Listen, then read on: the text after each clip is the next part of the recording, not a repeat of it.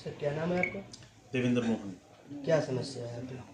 संत कृपाल नगर आश्रम जो स्वामी दिव्यानंद जी का है, वहाँ पर अवैध कब्जा और ट्रस्ट की ज़मीन और पेड़ों की कटाई और उसको अवैध रूप से बेचने का बड़ा भारी मामला है। और जितने भी अनुयायी हैं इस बात से नाखुश हैं कि कैसे बाहर से आए हुए लोग ट्रस्ट की चीज़ें आजकल बेच करके इस तरह का घोर अन्याय करेंगे।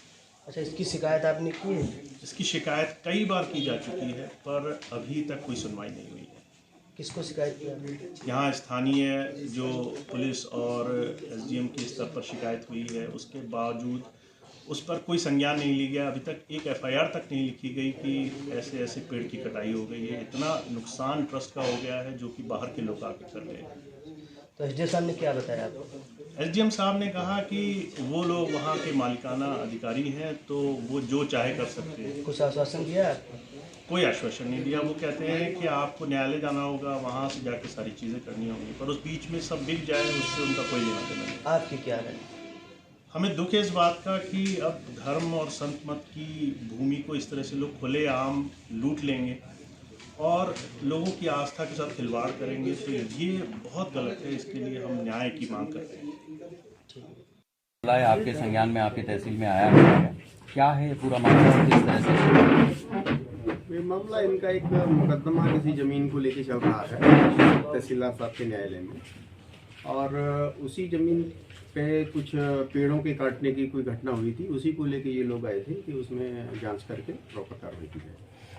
अभी एक मीटिंग हुई है, कुछ जांच भी बैठी है इस पूरे मामले में, इस पे थोड़ा विस्तार से प्रकाश डालें। हाँ, वो उसी जो उनकी एप्लीकेशन है उसी पे जांच के लिए जो है हमारे नायब साहब जाएंगे और जांच करेंगे कि क्या प्रकरण। जो लगातार विवाद चलते आ रहे हैं, जैसे पहले एक भंडारा यहाँ पे स्वामी जी के दिव्यानंद जी का होना था, सुना है कि उस पे भी रोक लगी थी, तब धारा 144 लगाई गई थी। नहीं, धारा 144 तब नहीं लगाई गई थी, धारा 144 पहले से ही लगी हुई थी और अभी भी लगी हुई है। नोटिस भी चस्पा किया गया था पुलिस की तरफ से, वो शांति व्यवस्था के दृष्टिगत, ताकि कोई उस तरह की स्थिति उत्पन्न ना हो कि कोई शांति व्यवस्था भंग हो जाए, इसके लिए पुलिस की तरफ से कोई स्टेप लिए गए होंगे। अच्छा, ये एक चीज़ है कि जो देवेंद्र मोहन जी हैं, कुछ संगत कहती है कि वो उत्तराधिकारी हैं दिव्यानंद जी के, राजनाथ जी के समय पे उनको उत्तराधिकारी घोषित किया था। जो तहसील में बहुत सारी चीज़ें हैं या जो हाल में जांच की चीज़ें सामने आई हैं, उसमें उत्तराधिकारी स्वर्णलता जी को बताया गया है। तो ये पूरा मामला किस तरह से देख रहे हैं उत्तराधिकार का?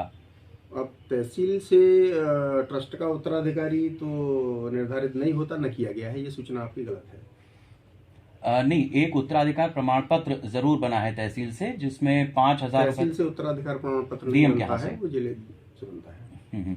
तो अभी जो स्थिति है उसमें उत्तराधिकारी है कौन, मतलब इसको किस तरह से लोग समझें? ये अधिकार हमको नहीं है कि ये तय करें कि उत्तराधिकारी कौन है। ये जिला एवं सत्र न्यायाधीश महोदय के यहाँ अपना जाके वाद योजित करें, जो इनको कई बार बता दिया गया है। ये वहाँ वाद योजित न करके यहाँ अपना जो राजमाइश कर रहे हैं, जो गलत है। एक चीज़ मैं ये भी समझना चाहूँगा कि जिस तरीके से चीज़ें अब तक देखने को मिली हैं, उसमें कोई ऐसी स्थिति ना बने जो अप्रिय हो, उसको लेकर के किस तरह का सतत चिंतन चलता है?